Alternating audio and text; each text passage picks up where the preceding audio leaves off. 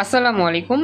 Quantum academic and admission প্ল্যাটফর্মের পক্ষ থেকে আমি মোহাম্মদ ইমরান স্যার অথবা ইমরান ভাইয়া যেই নামে আমাকে চিনো, আজকে তোমাদের সকলের সামনে উপস্থিত হয়েছি super special honours department physics ডিপার্টমেন্টের চমৎকার সাবজেক্ট বলবিদ্যার আজকে আমাদের সুপার স্পেশাল 5 নম্বর বেসিক প্র্যাকটিস ক্লাস।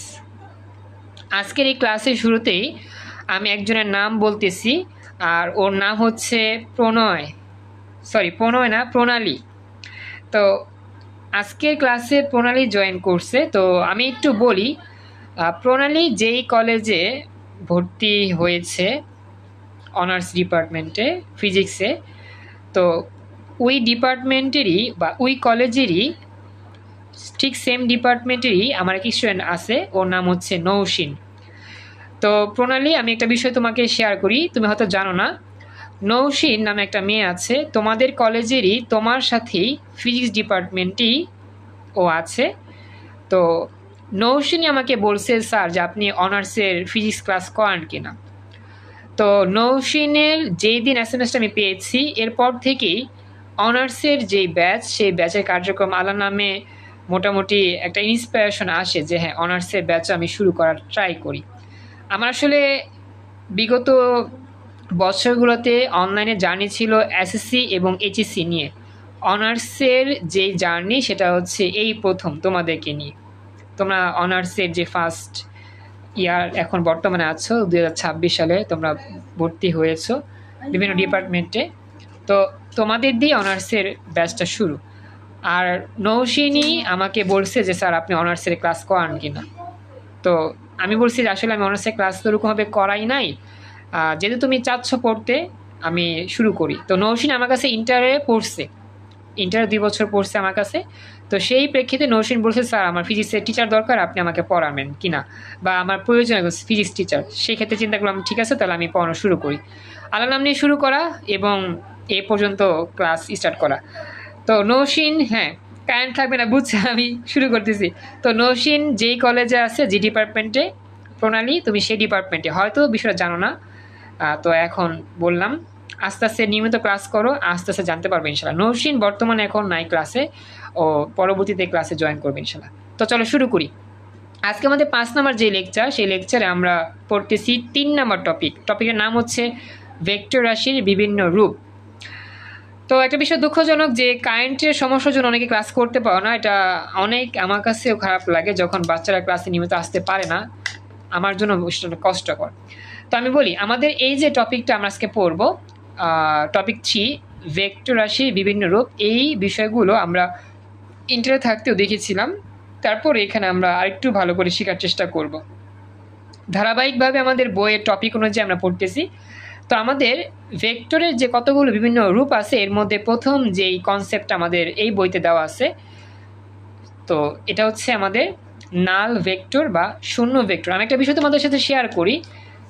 বিষয়টা হচ্ছে যে আমাদের কিন্তু সংক্ষিপ্ত প্রশ্ন আসে। তো সংক্ষিপ্ত প্রশ্নের জন্য অবশ্যই সংজ্ঞাগুলো খুব ইম্পর্টেন্ট। তো এইখানে আমরা যেটা লিখছি বর্তমানে দেখতে পাচ্ছ, নাল ভেক্টর বা শূন্য ভেক্টর, এটার সংজ্ঞা আমাকে ভালো করে মুখস্থ করতে হবে এবং জানতে হবে এবং প্লাস মনে রাখতে হবে। সবাইকে বলি ক্লাসটা মনোযোগ দিয়ে দেখবা। আর প্রণালী, যদি কোনো জায়গায় বুঝতে সমস্যা হয় অবশ্যই ভয়েস অন করে কথা বলতে পারবা বা রেসপন্স করতে পারবা। তো যেটা বলতেছিলাম, নাল ভেক্টর বা শূন্য ভেক্টর কাকে বলে, এটা হচ্ছে প্রশ্ন। তো এটার উত্তরটা কি, এটা আমরা মোটামুটি সবাই জানি। তারপর আমি দেখি এখানে আমরা কীভাবে সাজাই লিখবো, যেহেতু আমরা একটু অনার্সে উঠছি বড় ক্লাসে, একটু সাজিয়ে লিখলে ভালো নাম্বার পাওয়া যায়। হ্যাঁ, তো আমি লিখতেছি, দেখো। তো সংজ্ঞাটা হচ্ছে ঠিক এরকম যে যে ভেক্টরের মান শূন্য হয় এবং যার কোনো নির্দিষ্ট দিক থাকে না বা দিক নেই, তাকেই মূলত নাল ভেক্টর বা শূন্য ভেক্টর বলা হয়ে থাকে। এটা হচ্ছে আমাদের সংজ্ঞা, যে যে সকল ভেক্টরের মান শূন্য এবং যার কোনো নির্দিষ্ট দিক নেই, তাকে আমরা মূলত কি বলে থাকি, নাল ভেক্টর বা শূন্য ভেক্টর বলে থাকি। নাহিদা, শুভেন্দু, স্বর্ণা সাহা, প্রণালী, দেখা যাচ্ছে ক্লিয়ার? আর শুনতে পাচ্ছ কি না আমাকে একটু জানাও। সব কিছু ওকে, ঠিকঠাক আছে সব কিছু? আচ্ছা, থ্যাংক ইউ। তো এই হচ্ছে ব্যাপারটা, মনে রাখবেন সংজ্ঞাটা কিন্তু অবশ্যই আমাদের পরীক্ষার জন্য মাস্ট বি ইম্পর্টেন্ট। সংজ্ঞাটা মুখস্থ করব। এখন এই যে আমাদের নাল ভেক্টর, এই নাল ভেক্টর নিয়ে আরও কিছু কনসেপ্ট আমাদের জানতে হবে। প্রথম কথা হচ্ছে নাল ভেক্টরকে আমরা কি দিয়ে প্রকাশ করে থাকি। নাল ভেক্টরকে আমরা মূলত জিরো ভেক্টর সাইন দ্বারা প্রকাশ করে থাকি। নাল ভেক্টরকে মূলত এই প্রতীকটা দিয়ে প্রকাশ করা হয়, মানে যেই ভেক্টরের কোনো নির্দিষ্ট মান নাই, মান আছে, দিক নাই, মান তো হচ্ছে শূন্য, নির্দিষ্ট কোনো দিক নেই, তাকে আমরা কি বলি, নাল ভেক্টর বলি। যেমন জিরো লিখলাম, জিরোর উপর একটা ভেক্টর সাইন দিলাম, এটাকে মূলত আমাদের কি বলা হয়, নাল ভেক্টর বা শূন্য ভেক্টর বলা হয়ে থাকে। এই হচ্ছে আমাদের কনসেপ্ট যে নাল ভেক্টরকে জিরো ভেক্টর দ্বারা প্রকাশ করা হয়ে থাকে। আর এই জিরো ভেক্টরকে যদি বিশ্লেষিত করি বা বিশ্লেষণ করি তাহলে আমাদের ঠিক এই বিষয়টা দেখা যাবে। যেমন দেখতে পাচ্ছ তোমরা, জিরো ভেক্টরকে আমরা তিনটা উপাংশে ভাগ করলাম, যেমন আই ক্যাপ, জে ক্যাপ এবং হচ্ছে কে ক্যাপ। তো লিখলাম zero I cap plus zero J cap plus zero K cap. এইভাবে লেখার কারণটা কি? আসলে আমরা তো জানি যে নাল হচ্ছে একটা ভেক্টর কোয়ান্টিটি, তাই না, ভেক্টর রাশি। তো ভেক্টর রাশিকে তো আমরা সবসময় তিনটা অক্ষ বরাবর বিবেচনা করতে পারি, এক্স অক্ষ, ওয়াই অক্ষ, জেড অক্ষ। আর তিনটা অক্ষ বরাবর যখন বিবেচনা করতে পারি অবশ্যই তিনটা উপাংশ আমরা জানি, এক্স অক্ষ বরাবর আই ক্যাপ থাকে, ওয়াই অক্ষ বরাবর জে ক্যাপ থাকে, জেড অক্ষ বরাবর কে ক্যাপ থাকে। কিন্তু এই যে ভেক্টরটা আমরা দেখতে পাচ্ছি নাল ভেক্টর, এই ভেক্টরের তো নির্দিষ্ট কোনো মান নেই। সমস্যা নাই, মান না থাকলে আমরা তো জিরো চিন্তা করতে পারি, তাই না, মান নাই মানে কি, জিরো। তো মনে করি যে এই নাল ভেক্টরের এক্স অক্ষ বরাবর যেই মান সেটা হচ্ছে জিরো, এই জন্য জিরো আই ক্যাপ।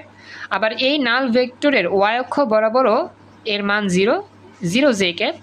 ঠিক সেম টু সেম এই নাল ভেক্টরের জেড অক্ষ বরাবরও কোনো মান নাই, মানে জিরো মান আছে, জিরো কে ক্যাপ। আমরা কিন্তু জানি যে একটা ভেক্টর রাশিকে এই তিনটে উপাংশে ভাগ করা যায়। এক্স অক্ষের মানের সাথে আই ক্যাপ গুণ করতে হয়, ওয়াই অক্ষের মানের সাথে জে ক্যাপ গুণ করতে হয়, আর জেড অক্ষর মানের সাথে কি করতে হয়, কে ক্যাপ গুণ করতে হয়। তাহলে আমাদের সেই ভেক্টর রাশিটা তিনটা উপাংশে ভাগ হয়ে যায়। এইভাবেই কিন্তু আমরা মূলত একটা ভেক্টর সাইনকে প্রকাশ করে থাকি। তো এই হচ্ছে মূল বিষয়, আশা করি ব্যাপারটা বুঝতে পারছো। এখন কথা হচ্ছে, এটা হচ্ছে সংজ্ঞা পড়লাম আর হচ্ছে পরিচয় পড়লাম, আর এটাকে প্রকাশ করা এটা বিষয় পড়লাম যে নাল ভেক্টরকে আমরা তিনটা অংশে এভাবে ভাগ করতে পারি। জিরোকে তো আসলে কিছু করা যায় না, জিরোকে কি আর কিছু করা যায়, জিরো মানে তো জিরো। দেখো এটা রেজাল্টটা কিন্তু জিরোই আসবে। তো জিরোকে চাইলে আমরা এইভাবে একটা ফর্মেট দাঁড় করাতে পারি, এটা হচ্ছে পরিচয়, কি এভাবে প্রকাশ করা যায়। মূল কনসেপ্ট হচ্ছে এটা। নাহিদা, রেশমি, শুভেন্দু, স্বর্ণা, প্রণালী, আমাকে জানাও কোনো প্রশ্ন আছে কিনা এখানে। বুঝতে পেরেছো কি পুরোপুরি? আচ্ছা, আর যে প্রণালী, তোমরা আমাকে জানাও। প্রণালী আজকে নতুন ক্লাস, তো রেসপন্স করো। প্রণালী যদি বুঝতে সমস্যা অবশ্যই প্রশ্ন করতে পারবা, স্পিকারে হাতের বাম পাশে চাপ দিলেই হবে, স্পিকার অন হবে, তুমি কথা বলতে পারবা। আচ্ছা, এবার দেখেন নেক্সট, এখন আমরা যাচ্ছি আমার একটা চিত্র। তবে চিত্র যাওয়ার আগে একটা ইম্পর্টেন্ট কথা মনে রাখবা যে শূন্য ভেক্টরের পাদবিন্দু এবং শীর্ষবিন্দু একই জায়গায় অবস্থিত। আমাদের এটাকে বলা হয় নাল ভেক্টর বা অপর নাম শূন্য ভেক্টর। এই নাল ভেক্টর বা শূন্য ভেক্টরের যেখানেই পাদবিন্দু সেখানেই শীর্ষবিন্দু। তো এটা এক্সাম্পল দেখি, এক্সাম্পল দেখলে তো বুঝতে পারবো, তাই না। এখন আমরা একটা এক্সাম্পল দেখতেছি, এই হচ্ছে এক্সাম্পল। আমি একটু জুম করে দেখাচ্ছি, দেখো এই হচ্ছে নাল ভেক্টর। নাল ভেক্টর আসলে কোনটা, এই যে মনে করো এই বিন্দুটাই হচ্ছে একটা নাল ভেক্টর, দেখা যাচ্ছে মেবি, সবাই একটু মনোযোগ দিও। হ্যাঁ, এই বিন্দুটাকেই আমরা বলতেছি নাল ভেক্টর। এখন এই যে বিন্দুটা, এটা যে নাল ভেক্টর হইছে, এখন তুমি চিন্তা করো একটা ভেক্টর রাশি দেখার জন্য বা বুঝার জন্য আমরা কি কি বের করি। আমরা প্রথমত চিন্তা করি যে ভেক্টর রাশির মাথা কোথায় আছে, পা কোথায় আছে, মানে ভেক্টর রাশি শুরু হয়েছে কোন জায়গায় আর শেষ হয়েছে কোন জায়গায়। এখন তোমাদের কাছে আমি প্রশ্ন করি, এই যে বিন্দুটাকে আমি বললাম নাল ভেক্টর বা এটা একটা ভেক্টর সিম্বল। এখন তোমাদের কাছে আমার প্রশ্ন হচ্ছে, এই যে বিন্দুটা দেখতে পাচ্ছ, এই বিন্দুর মধ্যে এই জায়গায় কোনো আদি বিন্দু বা কোনো শীর্ষবিন্দু, পাদবিন্দু বা শেষ বিন্দু, এগুলো কি তুমি দেখতে পাচ্ছ?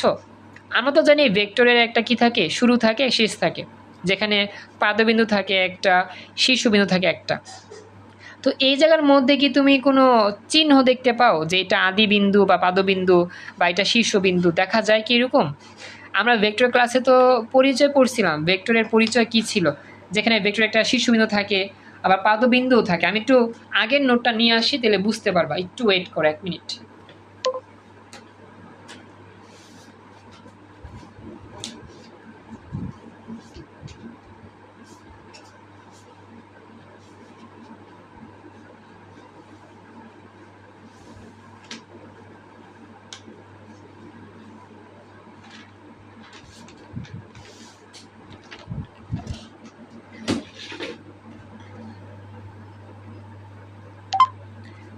তোমরা একটা বিষয় খেয়াল করো, আমরা যখন একটা ভেক্টর সাইনকে চিহ্নিত করি, এটাই কিন্তু একটা ভেক্টর সিম্বল।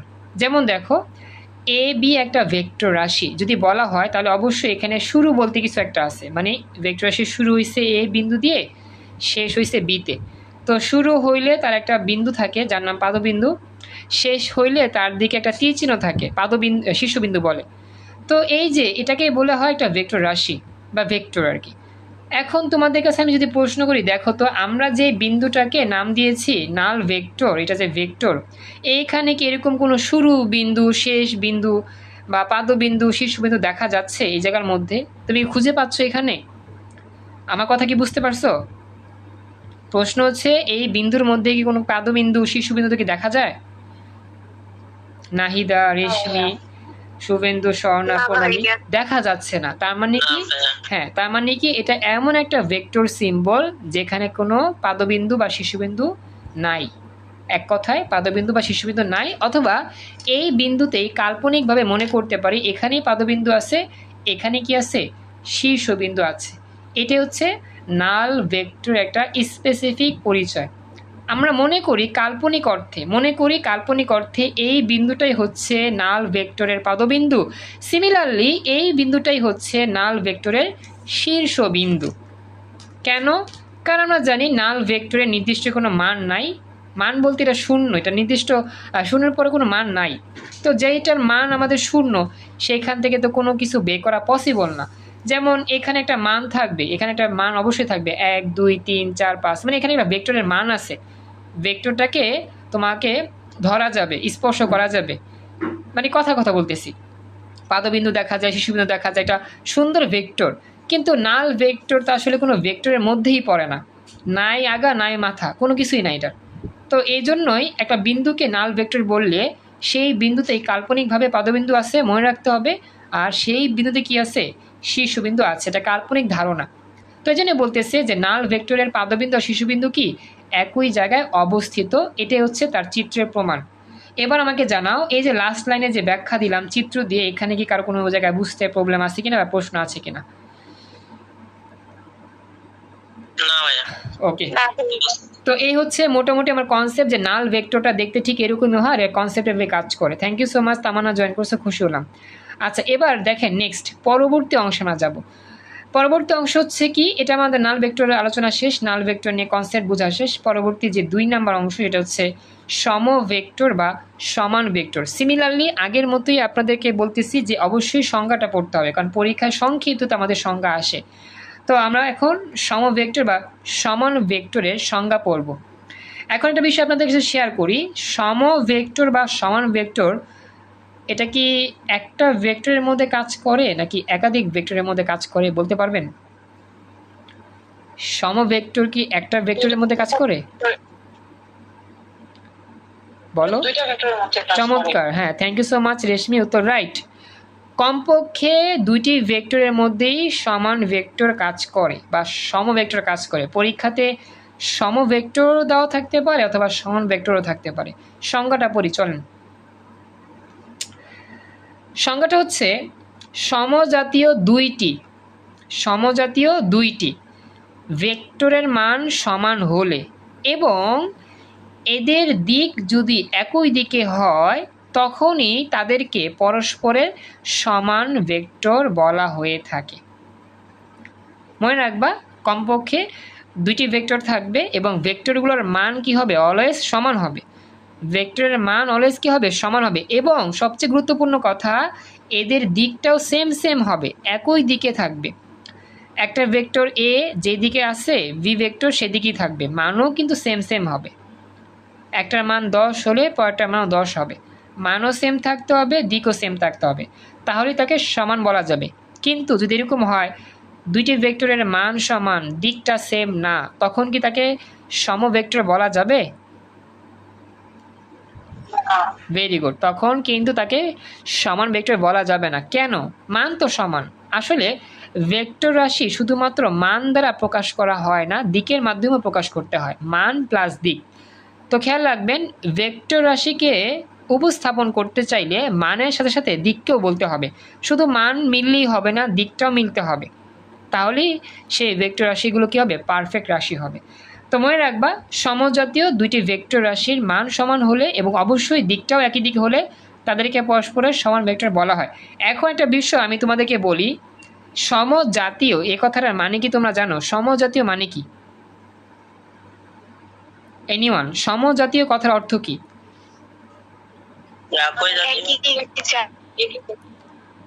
আচ্ছা, উদাহরণ দাও তো, যে স্যার সমজাতীয় মানে এই এই বিষয়গুলো, এটা একজন উদাহরণ দিয়ে বলো তো দেখি, কেউ বুঝো কিনা।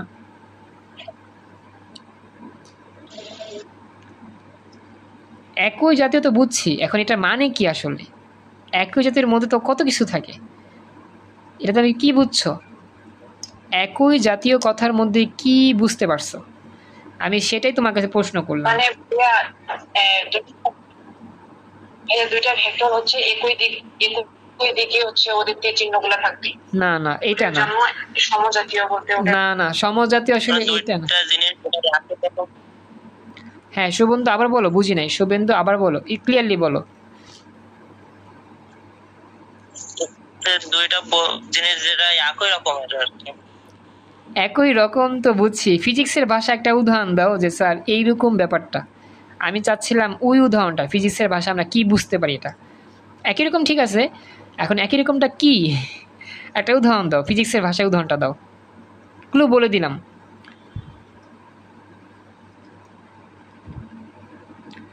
চেষ্টা করছো রেশমি, তারপর শুভেন্দু, স্বর্ণা, তামান্না, প্রণালী, তারপর হচ্ছে গিয়ে নাহিদা।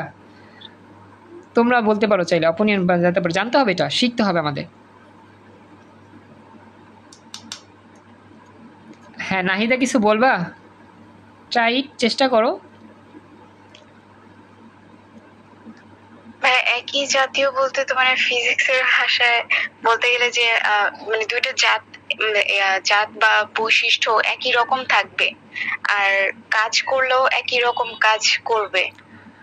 আচ্ছা বলছো কাছাকাছি, ঠিক আছে, যারা উত্তর দিয়েছো সবারটাই কাছাকাছি, কিন্তু মন মতো উত্তর আসলে আমার এখনো হয় না। আচ্ছা আমি তাহলে উদাহরণটা দেই। আমি যেটা বলতে চাচ্ছিলাম, হ্যাঁ বলো তামান্না, বলো।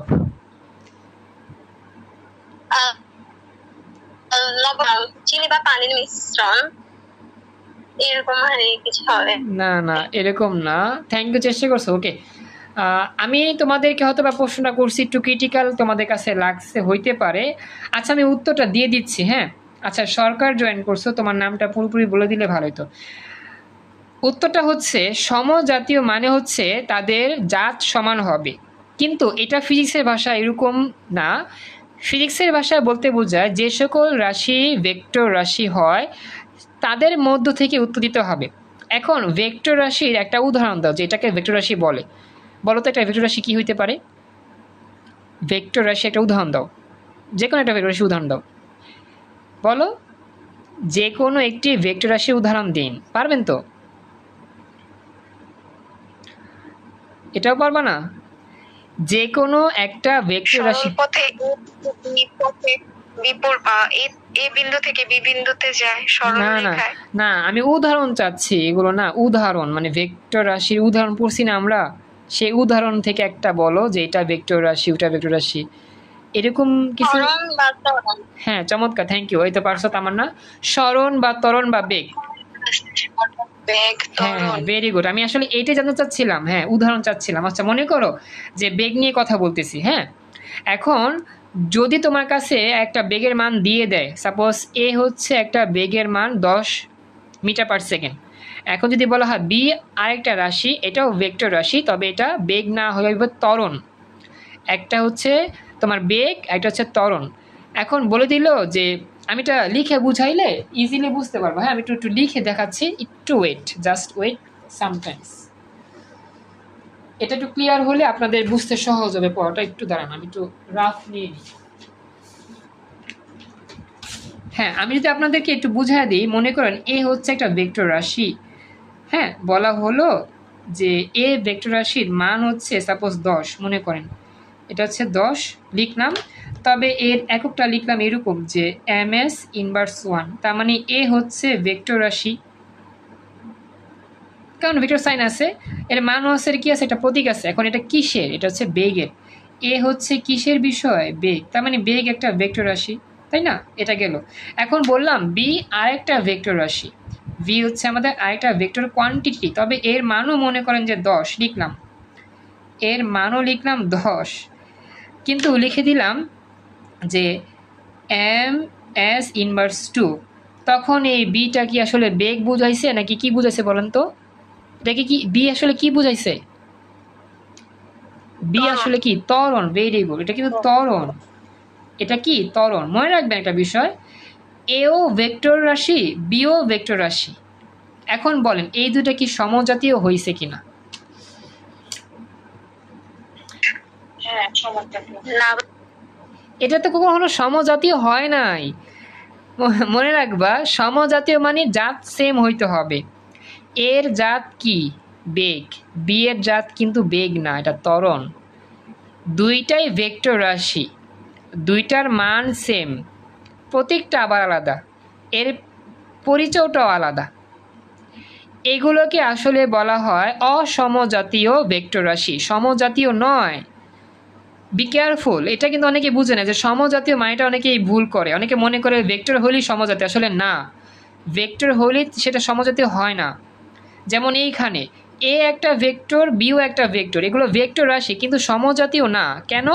এর পরিচয় এটা হচ্ছে একটা বেগ, আর বি এর পরিচয় হচ্ছে একটা ত্বরণ। ত্বরণ আর বেগ কি একই জিনিস? রেশমি একটু কথা বলো এবার, ত্বরণ আর বেগ কি একই রকম জিনিস? তার মানে ত্বরণ আর বেগ যেহেতু একই না, তার মানে এগুলো একই জাতীয় নয়, ভিন্ন জাতীয় ভেক্টর রাশি। কিন্তু এগুলো ভেক্টর রাশি, এটাও ভেক্টর এটাও ভেক্টর, কিন্তু এটা ভিন্ন জাতীয়, একই জাতীয় নয়। যদি আমি বলতাম যে হ্যাঁ পি হচ্ছে একটা ভেক্টর রাশি যার মান হচ্ছে তোমার 5 এম এস ইনভার্স 2, কিউ হচ্ছে একটা ভেক্টর কোয়ান্টিটি, এর মান মনে করো যে ধরলাম 5, এটাও মনে করো ধরলাম এটা, তখন বলো এইগুলো কি সমজাতীয় হবে? পি আর কিউ তখন সমজাতীয়? হ্যাঁ, হতে পারে, কারণ মানগুলো সমান, প্রতীকগুলো সমান। হ্যাঁ, অবশ্যই এটা হতে পারে বলতে এটা অবশ্যই অবশ্যই হয়েছে, এটা সমজাতীয়। কারণ এই পিও হচ্ছে একটা ত্বরণের পরিচয়, কিউ হচ্ছে কি একটা ত্বরণের পরিচয়, তার মানে দুইটাই কিন্তু ত্বরণ, পিও ত্বরণ কিউ ত্বরণ, তখন এগুলো অবশ্যই সমজাতীয়। এগুলো হচ্ছে কি অসমজাতীয় বা সমজাতীয় নয়, সমজাতীয় নয়। আর এটা অবশ্যই কি সমজাতীয়, সমজাতীয়। এবার কি বুঝতে পারছো যে সমজাতীয় অসমজাতীয় ব্যাপারটা আসলে কি? হ্যাঁ ভাইয়া। হ্যাঁ বুঝছি। এই জিনিসটা আমাদের জানতে হবে। হ্যাঁ, সমজাতীয় মানে কি, অসমজাতীয় মানে কি, এগুলো আমার জানতে হবে। এই হচ্ছে মূল কনসেপ্ট। আর প্রণালী আজকে নতুন ক্লাসে আমি জানি, তুমি তোমাকে জানাবা ভালো মন্দ কেমন বুঝতে পারতেছো। আর এরপর হচ্ছে গিয়ে সরকার, তোমার পরিচয় আমি তো পুরোপুরি জানি না, তারপরেও জানাবা কেমন বুঝতে পারতেছো। প্রণালী যদি বলতে চাও দেখো বাকিরা কথা বলতেছে, যেমন নাহিদা কথা বলে, রেশমি কথা বলে, শুভেন্দু, স্বর্ণা, তামান্না ওরা কথা বলতেছে। কথা বলার নিয়মটা হচ্ছে হাতের বাম পাশে আনমিউট আছে, সেখানে চাপ দিলে তোমার স্পিকার অন হবে, তুমি প্রশ্ন করতে পারবা। এটা হচ্ছে সিস্টেম, বুঝা দিলাম। যদি চাও প্রশ্ন করতে পারবা, আর যদি চ্যাট বক্সে বলতে চাও তাও বলতে পারবা, চ্যাট বক্সে লিখে জানাতে পারবা। ওকে, তো আশা করি এটা বুঝতে পারছেন। এই সমজাতীয় আর হচ্ছে অসমজাতীয় নিয়ে কোনো ধারণা আপনাদের আশা করি এখন আর ঝামেলা লাগবে না।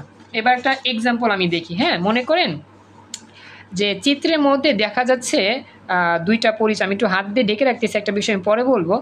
এটা হচ্ছে আমাদের দুইটা ভেক্টর সাইন, দেখতে পাচ্ছেন, জুম করি। হ্যাঁ দেখবেন, দেখেন এটা হচ্ছে আমার পি ভেক্টর, পি ভেক্টর দেখা যাচ্ছে সুন্দর, যেখানে এটা হচ্ছে তোমার আদিবিন্দু বা পাদবিন্দু, এটা হচ্ছে শীর্ষবিন্দু। আর পি ভেক্টরের মান হচ্ছে 3 নিউটন। আর কিউ হচ্ছে নিচে একটা ভেক্টর দেওয়া আছে, এটাও কিন্তু আমার একই দিকে যাচ্ছে, বাম থেকে ডান দিকে আর এর মানও কিন্তু 3 নিউটন। দেখো পি ভেক্টর যে দিক বরাবর অগ্রগামী হচ্ছে, কিউ ভেক্টর ঠিক সেই দিক বরাবর অগ্রগামী হচ্ছে, মানগুলো সেম সেম। তাহলে অবশ্যই বলতে পারি পি আর কিউ ভেক্টর হচ্ছে সমান ভেক্টর, মানও সমান, দিকও সমান অবশ্যই। তাহলে এটাকে কি বলা যাচ্ছে? সমান ভেক্টর বলা যাচ্ছে। এখানে কারো কোনো প্রশ্ন আছে থাকলে বলতে পারেন। সবাই কি বুঝতে পারছেন এতটুকু? জি আচ্ছা, ভাইয়া। এবার একটা প্রশ্ন আমি তোমাদের বলি। আচ্ছা বলো তো, পি ভেক্টর কিউ ভেক্টরের মধ্যবর্তী কোণের মান কত হবে?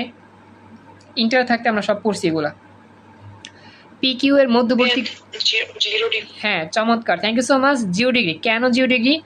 একই দিকে যখন থাকবে তখন অবশ্যই এদের মধ্যবর্তী কোণ কত ডিগ্রি হবে? 0 ডিগ্রি। বি কেয়ারফুল, খেয়াল রাখবেন, হ্যাঁ এগুলো কনসেপ্ট ধারণা রাখতে হবে, বেসিক জিনিস। তো পি আর কিউ যেহেতু আমার একই দিকে কাজ করতেছে, তাহলে অবশ্যই এদের মধ্যবর্তী কোণ কত ডিগ্রি?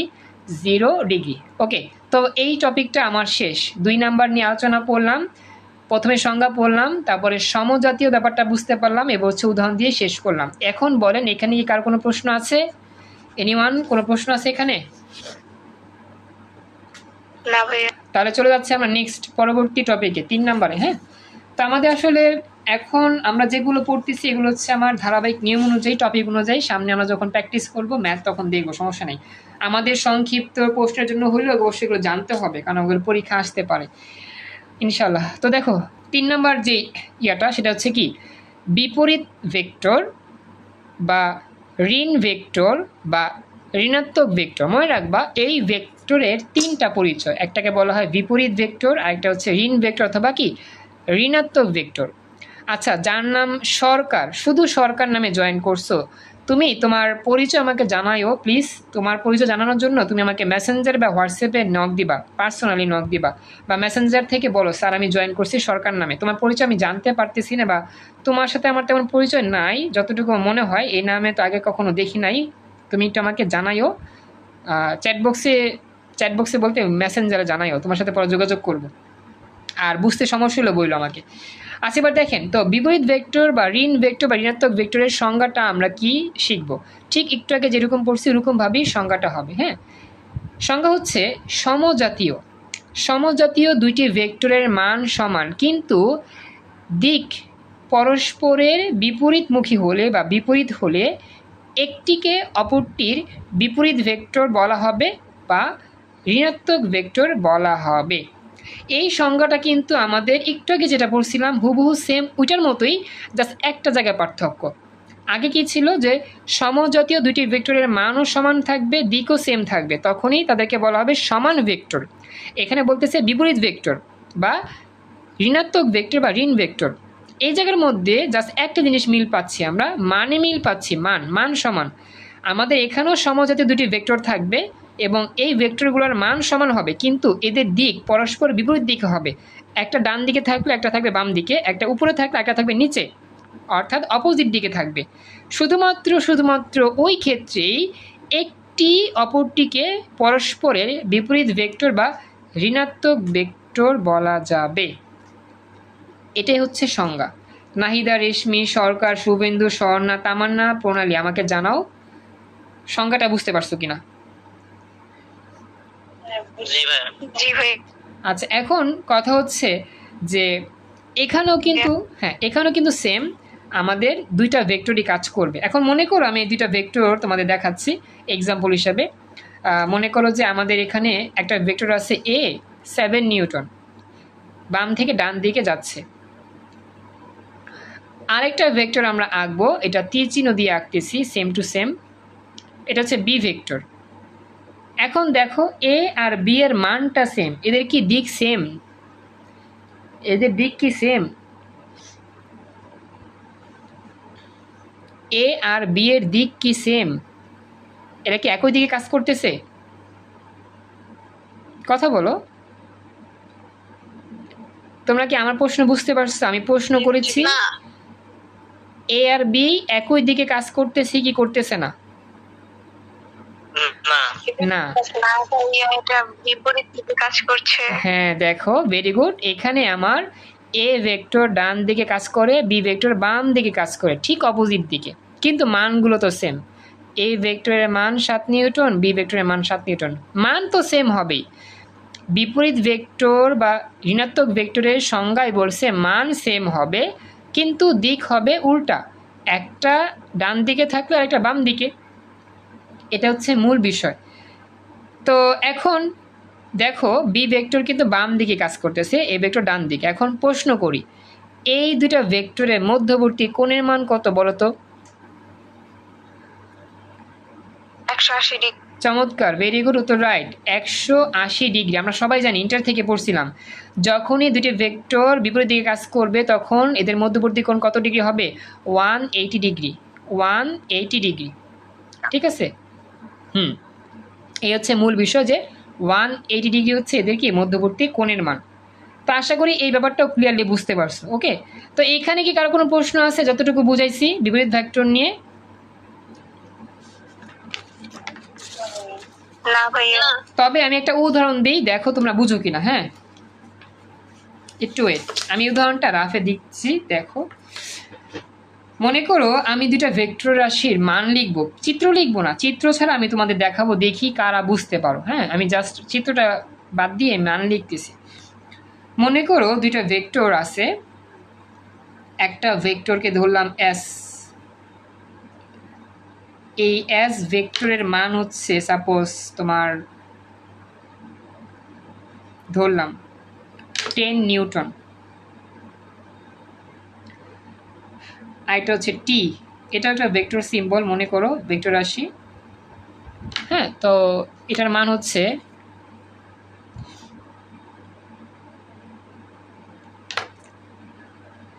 -10 নিউটন। কোনো চিত্র নাই, পরীক্ষার মধ্যে মনে করো এরকম দেওয়া আছে। এখন বলো এগুলো কি সমজাতীয়? সমজাতীয় বলতে কি, হ্যাঁ, প্রশ্ন 1 সমজাতীয় কিনা, 2 নাম্বার প্রশ্ন সমান কিনা, 3 নাম্বার বিপরীত কিনা। বলো কোনটা সঠিক? এটা বিপরীত ভেক্টর আর সমজাতীয় হবে না। আচ্ছা, এখন হবে কি না আমি বলবো না, তোমাদের কাছে বলতে হবে এটা কি হবে। 3টা প্রশ্ন, সমজাতীয়, সমান, বিপরীত। বলো সমজাতীয়, সমান, বিপরীত, কার কি মতামত বলো। স্বর্ণা আগে বলছো, স্বর্ণা বলো কি কি তোমার মতামত। এটা সমজাতীয় আর বিপরীত। আচ্ছা, স্বর্ণা বলছো, স্বর্ণা বলে, রেশমি বলছো সমজাতীয় বিপরীত। ওকে, স্বর্ণা বলো তো, স্বর্ণা কি বলছো আবার বলো। নাহিদা বলো এবার। হবে না আর বিপরীত ভেক্টর। আরেকটা কি প্রশ্ন করছিলেন বুঝি নাই। সমজাতীয় একই বিপরীত, সমজাতীয় একই বিপরীত। বিপরীত হবে। আচ্ছা, বিপরীত হবে, আর কি হবে তোমার মতে?